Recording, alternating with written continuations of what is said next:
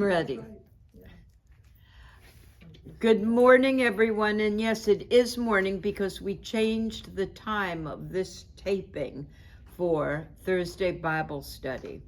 Now it's from 11 to 12, and we did that so that we're not competing with the lawnmowers and the clippers outside. And today we're in the July 20th liturgy, which is Genesis and Colossians and Luke's story of Mary and Martha. And I just wanted, last week I mentioned it, my Lutheran shirt, which says "Sin boldly," which is a quote from Martin Luther, that you can, no matter what you do, nothing will ever stop God from loving you. So if you're going to sin boldly with the deep felt belief that God will always forgive you. Your husband may not forgive you, but God will always forgive you. So let's get started, and let's get started with this. This is this week's bulletin, and this is manufactured. This wasn't designed by Elaine and Carrie, even though they put it together. But we're going to have some little changes. We're going to be able to change these really awful illustrations. I think you can sort of notice that this is Mary, who looks like she's about to give birth. And this is supposed to be Martha, who has a big black mustache, and I think this is Jesus.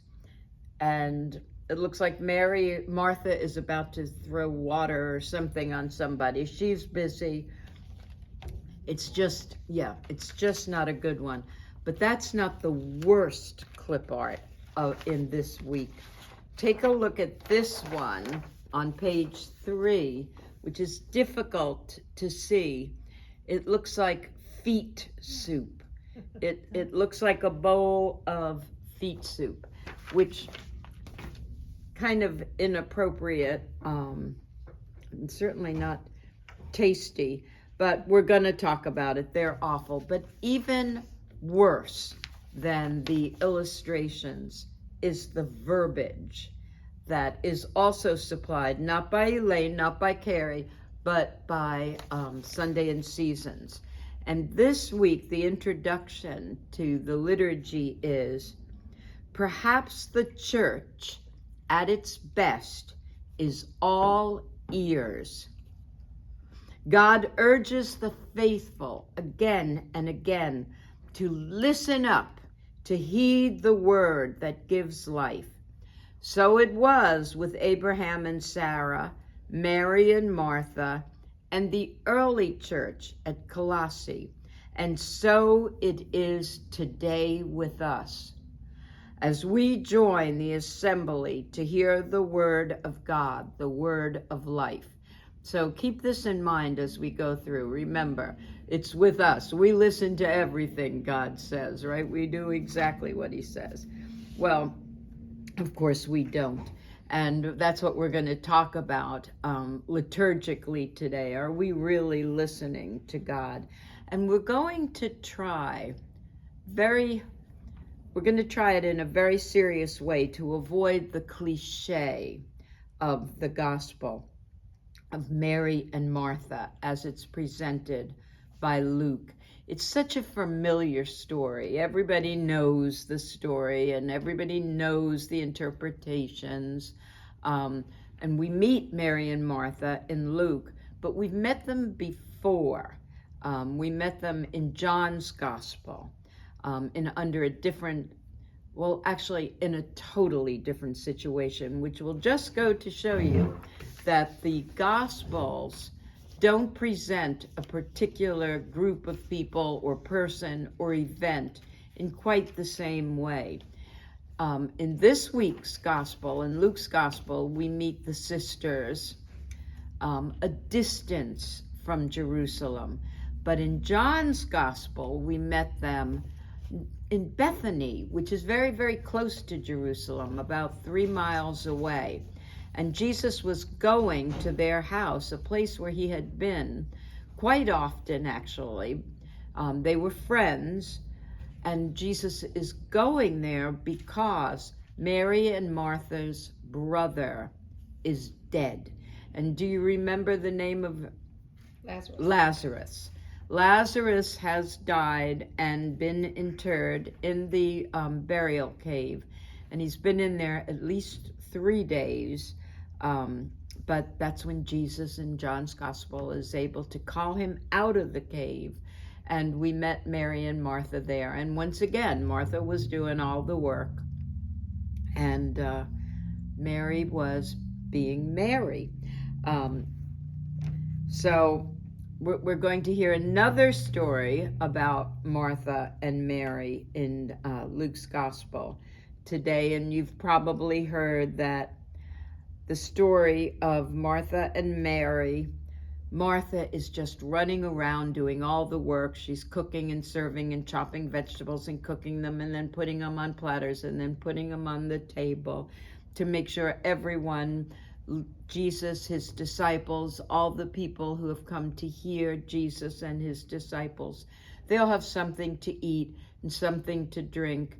And Martha's sister, Mary, is plop down right in front of Jesus with the male disciples, we assume, typical rabbi to student position.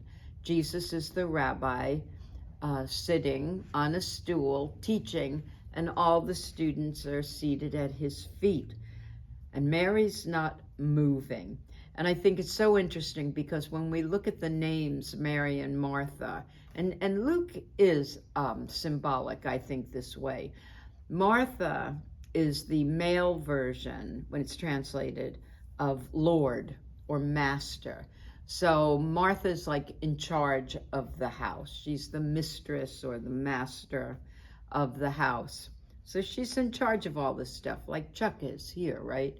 Where Mary, I think at least 30% of all the women in the Bible are named Mary. So, you know, I think probably even higher, Miriam in the Old Testament.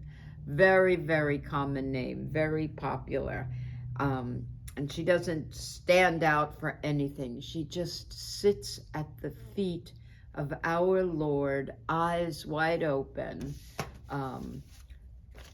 Looks like she's taking her last look, but eyes wide open, staring at Jesus as he speaks words of wisdom. Now, I was able to go through, before I got here today, some of the websites of surrounding Lutheran churches to see what the other pastors are previewing for their sermon. And yes, I'm going to talk to them about this when we have lunch later this month. Not about this. My opinion is this gospel reading this week is not about worship, and it's not about Martha being all work, materialistic, and Mary being all spiritual.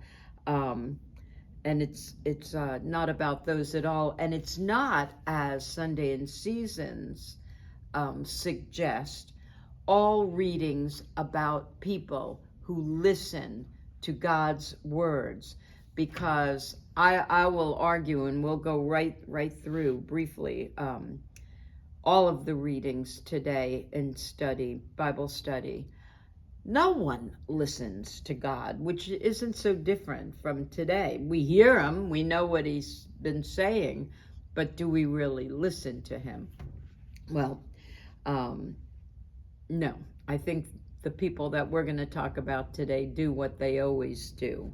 So we're going to start with the first reading, which is from Genesis, my favorite book of the Bible. And it deals with my favorite person in the Bible, Abraham. I just love Abraham, who quite frankly did not listen to God. In the beginning, remember the first thing God said to Abraham, Lech Lecha, in back in chapter 12. Go where, God? Go where just go. I'll tell you where to go. Just start off. And Abraham does. He listens and he goes. But then it's like 7 verses later, not really, it's more like a chapter or 2 later, Abraham has an argument with God face to face about saving the Sodomites. What do you mean you're going to knock them all out? Well, would you save Sodom if it were this many good people versus that many? So Abraham and God, in Christian interpretation, argued throughout their relationship. And then a pastor said, and Sarah listened to God. No, she didn't. Sarah never listened to God. She had a mind of her own. Well, she's married to Abraham, who was difficult, right? Moved around a lot. And then, remember, Abraham gave her to Pharaoh, and then gave her to another king later on. But Sarah has been waiting for the birth of a son. God promised her, just keep waiting for it, Sarah. I promise I'm sending you a son. Well, Sarah doesn't listen and she doesn't wait. She takes her slave, Hagar, and gives her to her husband, Abraham, and Hagar and Abraham have a baby, Ishmael, who's and that's the only child in this what do they call those relationships? This threesome, so to speak. Now, Ishmael and Hagar actually do listen to God, but they're not Jews. They're not the chosen. They're not the ones they're pagans. But Sarah takes creation into her own hands and says, I'm not waiting for you, God, to send a baby. I'm going to create a baby with my husband and my slave. And they do. But today we hear, oh, Sarah listens to God. And next week we'll hear the end of this story. It kind of breaks off that when Sarah heard God say to Abraham, oh, where's your wife? I want to tell her there's a baby on the way. Do you remember what Sarah did? Sarah laughed. Mm-hmm. Just kind of, ha, ha. We don't even know what her laugh was like, but we'll talk about that next week. Did she say, ha, ha, sure, good one? Or did she howl? That's a really good one. Or, but Sarah laughed, which that's like the shortest verse in the Old Testament, and remember the shortest verse in the New Testament? Jesus wept. Jesus wept. So Sarah's laughing, Jesus is crying because nobody is listening to them. And I also thought it was very interesting, and my Jewish friends don't like when I say this, but look at who shows up at Abraham's tent and the way they show up and what array. So if we look at this story and what really happened right before the Genesis reading of 18 that we're going to hear this week, Abraham had been busy taking care of his community. They're traveling, they're going to the land that God has promised them. They're going to have land, they're going to have progeny, lots and lots of descendants. They're going to have prosperity for one reason and one reason only, so that they can be a light to the whole world.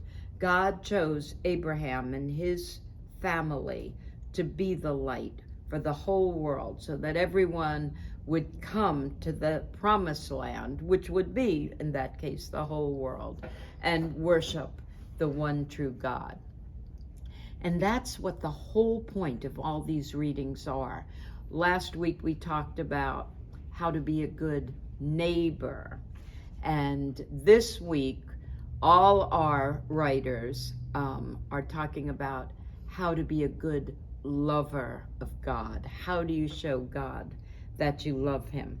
So in this story with Abraham, Abraham is sitting just outside his tent. There's a flap that's giving him a little shade. They're in the desert, right? They are near the terebinth trees, and they are near that little spring, of Marmor, but it's hot and it's dusty and it's dry, and Abraham can hardly move.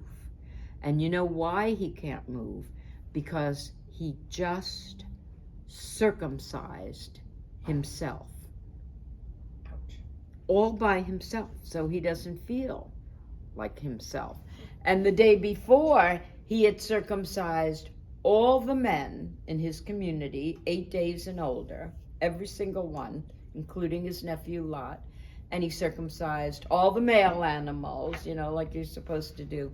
I don't really know about the rules for circumcising animals, but I do know about the males. They were all circumcised as part of the covenant. So Abraham can't move. But when he looks out, like all of a sudden, picture, this is the desert. They're not in the mountain. It's flat land.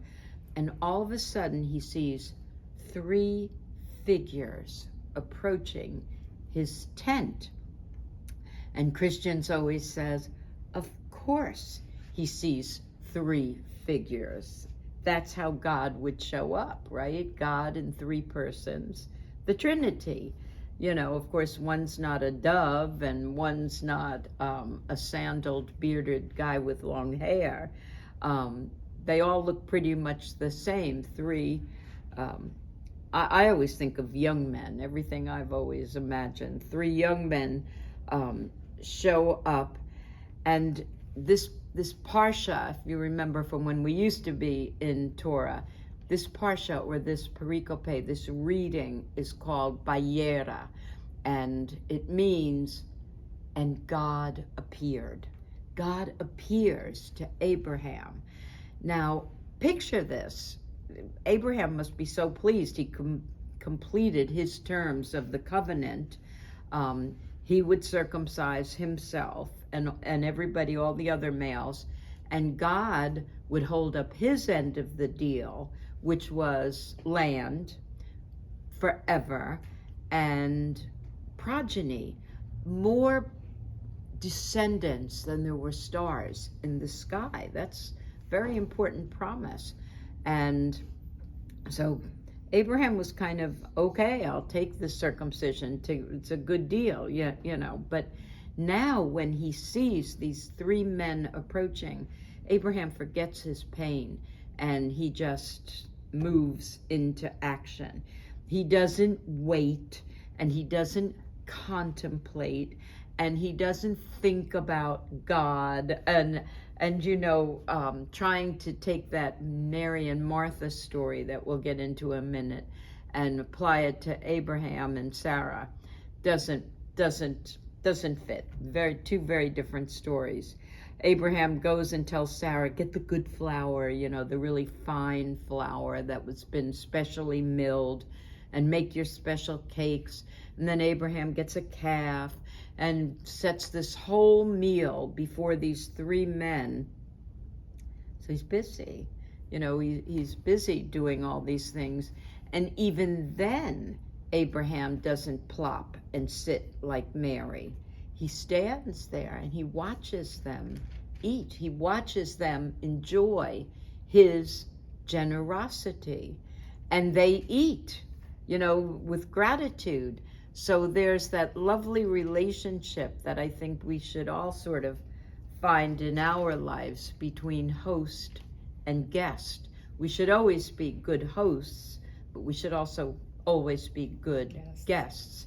Be grateful.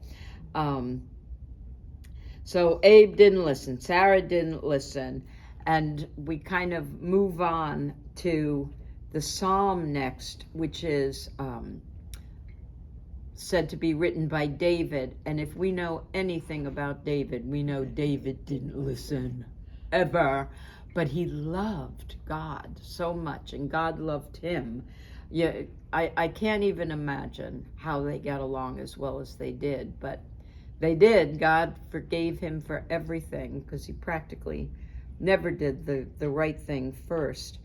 But the psalm is known as part of the entrance liturgy for coming into the temple where God lives. So once again, the sort of host guest is reversed. And I bring this up briefly because in the letter to the Colossians, Paul kind of picks up on this, but it isn't Paul. It's not really David and it's not really Paul, but whoever wrote this, both of them sort of pick up on this idea that God is inviting us into his space, into his presence, into the temple where God lives, with the understanding that you'll take God out of that temple with you. And when we get to, I'm kind of saving the letter to the Colossians because we're going to be in it for a couple of weeks. And we talked about this briefly when I was talking about what I was going to do with this session today. Later on in the letter to the Colossians is mentioned a commandment, not of hospitality, not of receiving hospitality with grace, but rather it is a command to women to submit to your husbands. I see that face. I see that face. So say more about that. How do you feel? I think I feel the way 99.9% of the women feel today. Yeah. But you know what? If you have a good husband, you go along with what he wants, and then he'll go along with what you want. That's what we talked about, because Yeah. I've always thought that passage has been used to subject women to a lot. Yeah. Mm-hmm.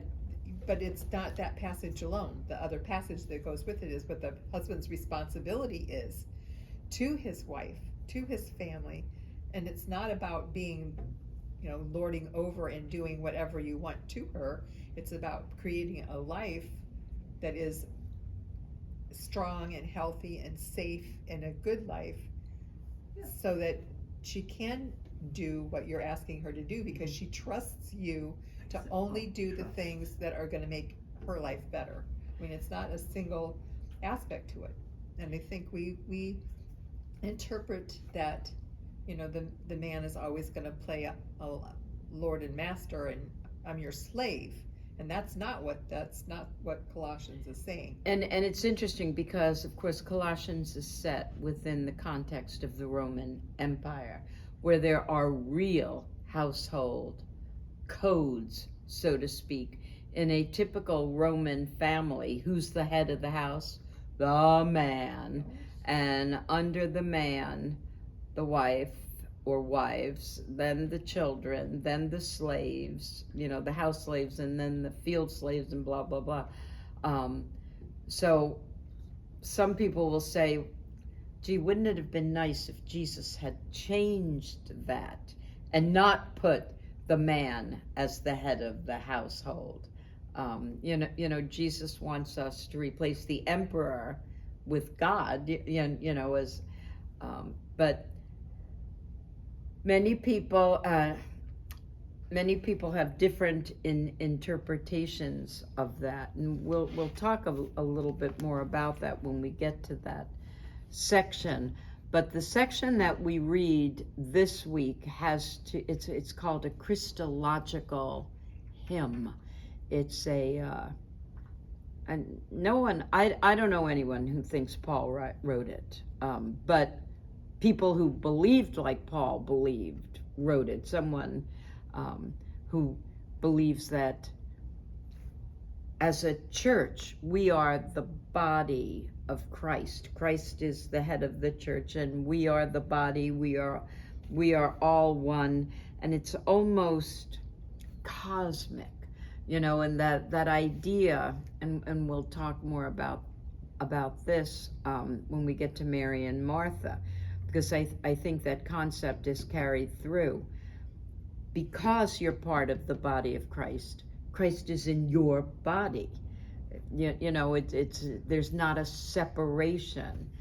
And that's kind of what Luke teaches us in Mary and Martha's story, that when you are nice or when you are good and when you are hospitable to a stranger, it's not a different act. It's the same thing. You're loving God and loving a stranger are the same thing, because everybody carries God within them.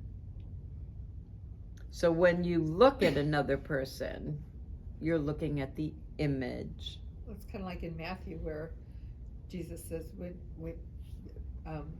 that you fed the hungry, you took care of someone who was ill, you took care of a prisoner, and they ask, well, when did we do this? Well, you did it when you saw this man on the street, or when there was a hungry Right. child near you, or whatever. That's Whatever you do for them, you do for me. Yes. And I guess we have to assume the other side of that coin. Whenever you're hateful, whenever you're selfish, whenever you turn your back on the needy, you're turning your back on the Lord. Which, tremendous responsibility. However, that's our rule. So let's look at old Martha and Mary, and next week we'll go through a little bit more. But I did want to, as I said, Vayera means and God appears, and that's not really miraculous, is it? That God appears. Can you remember the last time you had the feeling, I'm in the presence of God? I honestly feel like that every day when I wake up. Yes. And I think as we go through the Bible, we find that on almost every page. You know, we were talking about Elijah a few weeks ago. You know, he's on that mountain and there's an earthquake, but God wasn't in the earthquake. And there's a windstorm, but God wasn't in the windstorm. And we kind of hear the same thing with Abraham.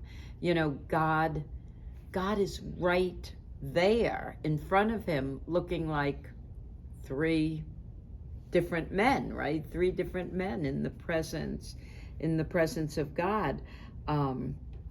So there's only, I think what the Bible is teaching us is there's only one thing in the entire universe that carries the image of God, and that's you. You know, that's you. When some people say before you were even created, God knew where you were, how many hairs on your head there were going to be, and so on and so forth, right? Yes. And when you are born and baptized, God said, that's the one I love. You know, always knows everything, and sends himself to be in you as he did with the Son. So the divine image, if we could, and I'm not sure everybody believes that, but I do believe that's what we're intended to believe. We are created in the image of God. I thought that's not in the Bible. Oh, it is. Oh, It is, but I'm not sure everyone believes that. Do you think? I think some people think here's God and we're down here. well, that's true. We're not. We are There's creatures. a connection. We are created in the we're not God, No.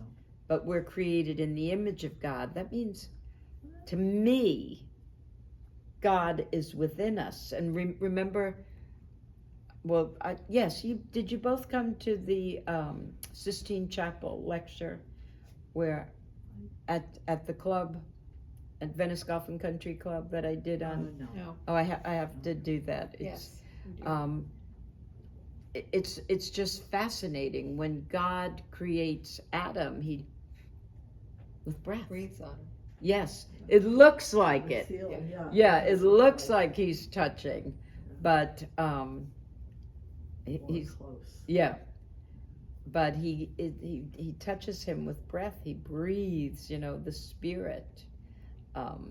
So each person has the spirit of God. And that's, I mean, that, when I think of the image of God, I don't think of necessarily looking like God. I think of my soul as being the image of God, that the spirit in me is the image of God, because we're all different.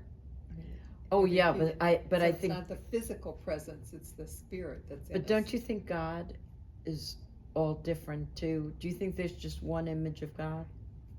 Oh, I think people have different images of him. But even yourself, like, can you? No, and I've actually been thinking about this recently. What does God look like? I can't believe he looks like human. And because I remember all of the pictures of God that I saw as a child, or of Jesus or the Spirit, but I don't think that that's really what he looks like, because, well, for one thing, all of the images that I saw were white men who were, white hair and, halos around them and that kind of thing. Well, that's not who God is to me. Mhm. I mean, he's every human being. Yes. So What does God look like? so- You. so that's why and I you, think that it's and- the spirit that is the same, that's made in his image, not necessarily my physical being, but the spirit in me is made in his image. Well, can you see spirit? When you look at Cindy, do you see spirit or do you see Cindy? No, I see Cindy, Yeah. but I also But you see God. yeah, Yeah, the image of God. but I see This side, my better side. but I also, as I've gotten to know her better, I see more of the image of God in her because of the kind of person that she is. Yeah, we were just talking about you, the sweetest. Just the sweetest person. Well, Eddie would have a chuckle. He would talk to you about that. But it'll be 65 years in September, so he's not a bad guy. Oh Oh, my my goodness. goodness, Wow. 65 years. All right, so where are you going on your? Well, a week from Sunday we're going to Norway, but that's just because that's where we're going. But Norway. we 65 haven't been years. there, so we're going. But you're not, neither one of you are Norwegian? No. Oh, I want you to do a Lutheran canvas when you're there, because I heard they're losing their religion. Oh. They're becoming very secular in Norway. Now I do have a friend who is half Swedish, so he spent 6 months there, and they're having a very scary time, Russia being so close. And yeah, see if you get a feel, a feel for that. Oh, we wish you Godspeed. It'll be Yeah, so yeah. nice. But we will miss you. So let's think about old Mary and Martha. And I don't have let me get my, We've got a half an hour. oh, great. So Jesus pops in to this house. Mary, we get the feeling it's more Martha's house. We think, but we don't know for sure. And Martha's running around doing all the work. But where is Mary? Well, as I said, she's with the other disciples seated at Jesus's feet, just listening to every word he says. We don't know what he's saying. Maybe he's saying, I wish Martha would move her butt and get this food to me. We're starving. We don't know. We just know that it's annoying the bejesus out of Martha. So she's a corker. She goes up to Jesus and it's like, what the heck? You're going to help me with this or not? Talk to her. Look at her. So you get the feeling Martha's the only woman in that room. All the other disciples are men, because we don't hear a lot about them, but the people in that room. But you kind of get the feeling that Mary doesn't belong there. She belongs with the other women doing Okay. women's work, kitchen work, serving, and But so Jesus feels comfortable having her there. No? I don't even know if he notices her. He never says a word. And most scholars will tell you this is Luke's story. This isn't a Jesus story. It's only in Luke, and Luke puts it here to accompany the commandment he taught us last week. Who is your neighbor? And this week, Luke is teaching us how to love God, how to show God that you love him, because those are the first two commandments. I will love the Lord my God with all my heart and all my soul, and that's what Martha's doing, right? So Martha or Mary? well, that's what Martha's doing. She's running around showing God how much she loves him by making sure the meal is good. Probably says, Jesus, give me your tunic. It's filthy. Stick this on. I'll wash it. Getting him something to drink, making sure he's comfortable. So Martha is attending to the Lord. And Mary's attending to the Lord by listening to his word. We don't know what his word is, but we just know that it annoys Martha. But my sister and I always joked about this, when one of us would get mad, because I don't know in the house you grew up in, but my brother didn't have the same responsibilities in the kitchen as we did. He had responsibilities with my father, the garbage and the I don't know, helping him change the oil. But my brother didn't get up and help my mother. But Barbara and I did. So if one of us ever thought the other one was being lazy, my sister would say, Martha, Martha, pull yourself together, Martha. We do it to this day. I just called her and told her I was going to tell that story, but which is exactly what Jesus says to Martha when she complains about Mary being lazy. Jesus says, pull yourself together. What Mary has chosen is good. What exactly? I'll read you the words, because I don't think they're very clear. And once again, keep in mind, these are Luke's words, not the words of Jesus, according to the scholars. Here it is. Here's what he says. Martha, Martha, pull yourself together. You're worried and distracted by many things, but few things are needed. There's only one thing needed, and Mary has chosen the better part, which shall not be taken away from her. So did you get that? Do you know what it is? That she was listening to the word of God. Yeah, what she's doing. However, I can see Martha's point of view, because in the Jewish tradition, In first century, hospitality was huge. So, If she were sitting there, it wouldn't be good. no, yeah. Nobody would get it. So you understand that Martha's upset, and at the same time, Mary is doing what she should be doing too, which is listening to the Lord. How do you do both of them? And that's why some people think, some That's- scholars think that Mary and Martha are the same person. We're just two parts of the same person. We can be very distracted, and yet we can, Martha's materialistic and Mary's spiritual. We're meant to be body and soul, attend to Christ's physical needs when he's sitting there in front of us, hungry and thirsty and dirty, and also spiritual needs, being that guest of what Jesus is putting out. We're receiving, which is grace, receiving the grace. But what I don't get is the very end where he says, which will not be taken away from her. So Well, that's interesting. Yeah. doesn't it sound like a rebuke to Martha? Like Yeah. everything you're Yeah. doing is a waste of time. You're going to lose all that. Everything that you're doing is going to be taken away. Whatever meat isn't eaten, it's going to rot. If you don't wash the dishes, they're going to, what Martha is doing isn't going to last.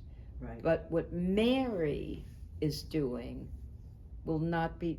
What does that mean to I you? know, and that's exactly what that's you the said. part of this parable that's always bothered me. Yeah. Because it doesn't seem like it's, I mean, we, at my old church years ago, we did a Bible study on Martha and Mary, and Oh. the conclusion of it was basically that we need to find the balance. Balance. between taking Must the have time balance, Daniel that San. we spend with the Lord and the time we spend doing His work, that one or the other is not really what God's calling us to do. It's both.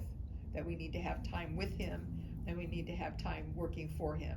Yeah, we need to be both. But that doesn't sound like that. No, but it's funny how we turned it into a 21st century. This was the first century.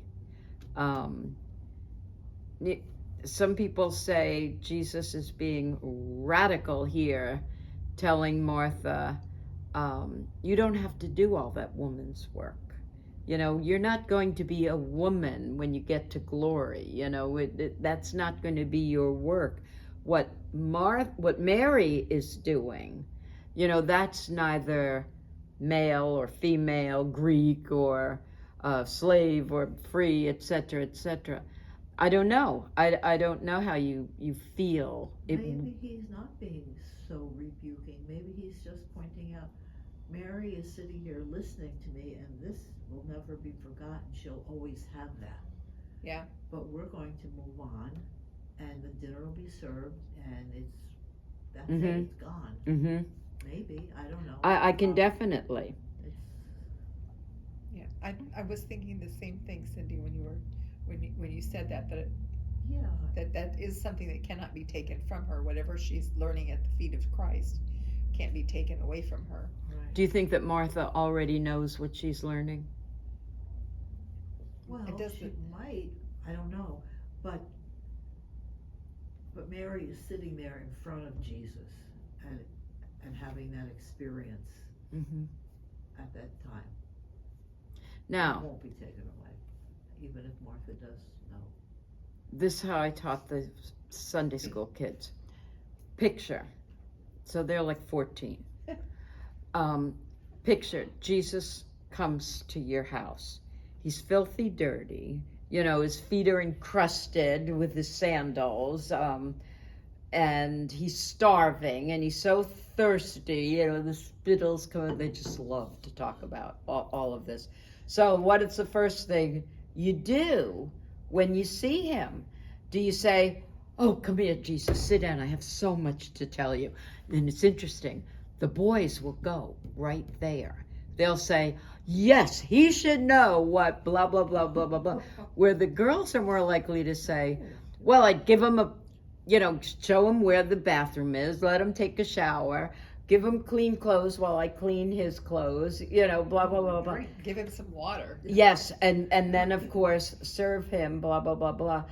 But I love to hear men talk about this because they're the ones that are Marys. They're the ones who sit down and listen and are so spiritual because didn't Jesus say that's the way? And who's running around in the kitchen? Women, right?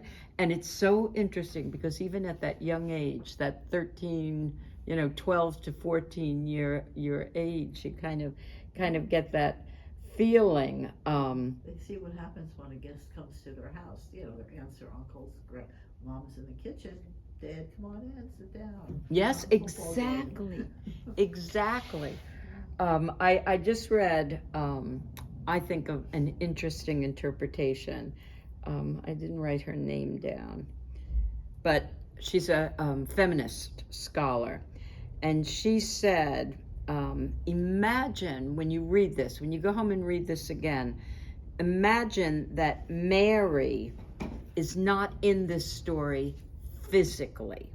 Okay, so maybe this story, as it really happened, Luke is rewriting it, but as it really happened, Martha and Jesus are speaking on the road, walking to the house or something, but Mary isn't there physically because she's traveling. She has a job that takes her out of town. She's a missionary, and Martha is too. They were early workers in the early church,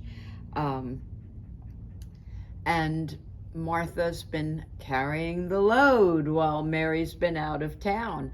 And I don't know, did your husband travel? If you've had Michael was gone on Monday, didn't come home until Thursday night or Friday morning. And you do learn to have many hats while they're gone, you know, and, you know, but running a business that way where your partner is not there.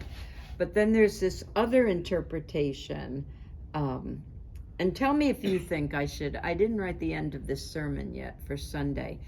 I thought this was fascinating. A young feminist scholar said, she entitled her exegesis of this, there was an old woman who lived in a shoe, from the story, who had so many children she didn't know what to do. So she spanked them all soundly. Now, what did she do and put them to bed? Put them to bed.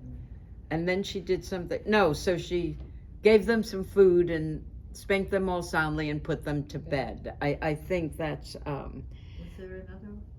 I thought there was another piece in there. We can Google it. Oh my goodness. But we're talking about, you know, Martha being that young woman with no help at home, single mother with so many kids, and kind of going out of her mind.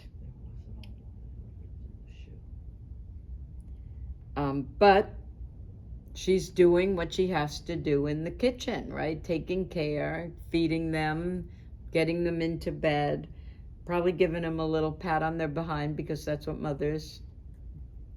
So, did you find it? Yeah, I've just found it. Okay, let's see if it'll actually give me the rhyme. There was an old woman who lived in a shoe who had so many children she didn't know what to do. She gave them some broth. Oh, gave them some broth. Without any bread. Without any bread. And whipped them all soundly and put them to bed. That was it, the bread. Yes. Oh my gosh, and can you imagine? I kept getting interpretations of it Oh. without the rhyme itself. Oh, I got you. Yeah. She didn't give them any bread because she's poor, right? Yeah. She has no Mary at home, no husband, no helper, no, maybe it was, but in any case, her children at least are fed and in bed. She's doing her best. But what if Martha is actually concerned that Mary has just deserted her? Is not going to come back and help her at all. She's got to do this job, this discipleship. This is the cost of her discipleship. She's got to do it alone. And there are different orders, religious orders, in all the different faith communities, whether it be Buddhist or Judaism, or where some Christianity, where some nuns are cloistered. They just stay in the convent and just pray. Yes. Where other nuns, like St. Teresa's nuns, right? They work their babumbas off, or they teach school, and then they work in nurses.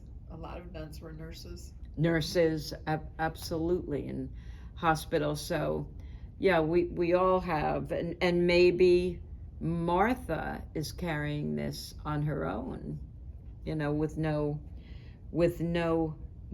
help. But I thought it was interesting. The whole story by Luke is only 5 really short verses, and we're not completely certain what Luke is telling us that Jesus is telling us? What exactly is he saying? Is he saying that, Cinderella, is it a Cinderella story? Which is kind of what we've done in a sense, right? Cinderella is this wonderful person with this wonderful imagination. Her life is crap, but she dreams, and but her stepsisters, those Marthas, they're so materialistic. They have everything they need, where Cinderella just has her dreams, her spirit. Or is it the old woman in the shoe? And we realize that the old woman in the shoe can't be an old woman with all those children. She's got to be young, but she just looks old, right? Because she's got all those kids. And she obviously feels old. She's old before her time because she has so much to do. But I thought it was interesting, Luke, and repetition in the Bible, you always look for that, because that's a big, when Luke goes, Martha, Martha, twice Jesus yells at Martha to get her attention. I think he wants to change Martha's mind, which, and I think we talked about this before, I would have liked an interpretation, and I didn't find one that said, Martha, you sit down, I'll take over. Give me that bowl of soup. Give me the pot of soup. I'll take it to the table. You sit. Now, your husbands have done that to you in the past. You're obviously exhausted. Sit. Don't give me that face. No, you're right. Yeah. He has. Yes. I had to think about it. Yeah. Where he can see on your face, you're that old woman in the shoe. You just have so much. You feel old because you're overwhelmed. So I would have liked to have heard somebody say that Jesus steps up and say, Martha, you come over here and sit. We'll all get up and do this together in a minute. But he doesn't. So what do you think he's telling us, Luke? Well, it would have been so out of character to do anything like that. I mean, considering the time and place, Yes. that would have been totally out of character, very unbelievable probably. For Yes. the But of people course who would be reading this. Jesus was so radical. He and he drank a lot. I never thought about that. But when I was looking up, did Jesus ever serve? Did he ever, that's what I was trying to find. Did Jesus ever carry things and serve people? He was always the guest, it seemed like. Well, he washed the disciples' feet. But only when he was dead, yeah. Well, before he died. Yeah, but really gone. There was not going to be well, The Last Supper. yeah, the Yeah, Last Supper. Supper. Yeah, definitely. Jesus served, but not the way we read that Martha is serving. No. Jesus came to Oh. serve. He served himself, right? Yes. Yeah. He was serving when he healed people and So, And then again, Martha implored Jesus. What'd she say here? Lord, don't you care that my sister has left me to do all the work by myself? So she addressed Jesus, and he answered her and said, well, Mary will always have this, and you won't. So you won't, or you already have it, or it's coming to you later. I don't know No, what Luke right. wants us to think about that. That's a good question. So those of you who are listening online, what do you think Luke is telling us that Jesus wants us to know? Because clearly the message is we need to listen to Jesus. That's what Mary's doing. That's what Jesus said is the better portion. That's what Jesus says that Mary will always have, that listening experience. Where do you think Martha already has it, so she can run between the kitchen and the dining room and serve and cook and clear? he might just be pointing out that fact. And whether Martha has had that experience or not, I imagine she might, I don't know. He's just pointing out in this situation, you are complaining about Mary, but this is what it is. And we should pay attention to that and learn what we can from the Lord. And have our time. Yeah. That can't be taken away. I mean, that's sometimes, I mean, I feel like that about going to church on Sunday. That is the time that I could spend doing something else. But I always feel like I get something from being here and having that time. Even though with a liturgical service, we say a lot of the same things over and over again, when you attend to what those words are, Mm-hmm. there's a spiritual Pattern. significance in a time Absolutely. with saying those words, even though they're very familiar. Absolutely. On occasion, I'll wake up and, boy, I really don't want to get out of bed. But I know if I were to stay there, it wouldn't be a good day. Yeah. I wouldn't get the feeling you're describing. Yeah. Yes. Yeah. Yes. Or It's if like- you're Catholic, you would go to hell if you didn't go. You'd be big trouble. You'd have to go to confession the next week. And why didn't you wake up? Where were you Saturday night?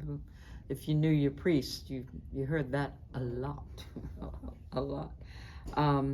Yeah, interesting. I would love to hear from the men and the women who are interested in this, because I wonder if there's a situation where men find themselves in a Martha versus Mary situation, where they have to go out to work every day. They don't get to stay with the children and hear what the kids are saying, and they might miss those first steps or first words because they have a calling somewhere else doing their job. And then I'm saying, no, I'm not doing that. I'm not covering, I'm not covering for Jesus if it's actually covering for Luke. I think there's a strong consensus that Luke is teaching us to love the Lord with all we have. And both of those women are doing that. But they just happen to be doing it differently at the same time. Yeah. But that's not their lives. I mean, I'm sure there are times when Martha is contemplative and Mary gets off her butt and does something. When Jesus isn't there. Exactly. But at that time, I can't even move. I can't. And remember, in John's gospel, they fought like crazy then too. And Martha was a little liar too. She kind of told Jesus some lies about. It's interesting how the two men, John and Luke, portray these sisters, these squabblers. Kind of interesting. I'm looking at the message to see, I'm just curious how that version of the Bible reads this story, because so often it's very different. Oh, yes, and I do not love the NRSVU. Is that how we do it? Yes. Yeah, I like, and I kind of change it once in a while when I read it, because I know it so well from just the NRSV, but we're still struggling. Now, do you think it would make any sense if Martha and Mary were named Mike and Matt, and it was a story about men being spiritual versus materialistic? It's kind of about women, right? I think so. Yeah. Yeah. Let me see. Okay, so in the message, it says, talking about Martha, she had a sister, Mary, who sat before the master, hanging on every word he said. But Martha was pulled away by all she had to do in the kitchen. Distracted. Later, she stepped in interrupting them, Master, don't you care that my sister has abandoned the kitchen to me? Tell her to lend me a hand.